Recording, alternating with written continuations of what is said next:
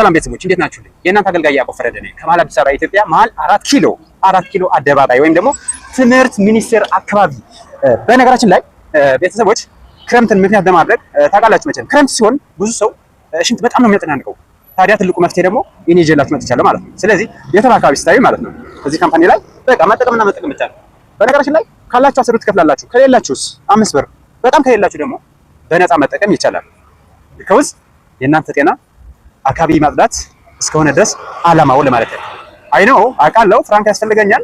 ደስ እንደዚህ ጊዜ ሲሰጥ ለምን የሚያስፈልገኝ ነገር አለ አይደል? ታውቃላችሁ ማለት ነገር ግን አላስጨነቃችሁም ለማለት ፈልጌ ነው። ቤተሰቦች 4 ኪሎ እንደዚህ ስቆም ምክንያት እናንተ ስትሆኑ እዚህ መንገድ የመውጣት ምክንያት እናንተ ብትሆኑ እናንተ ለማገልገል ነው ለማለት ያክል ነውና ቤተሰቦች በያላችሁበት ሰላማችሁ ይብዛልኝ፣ ቀናችን ይባረክ፣ ፍቅር ሰላም በዓለም ይንገስ።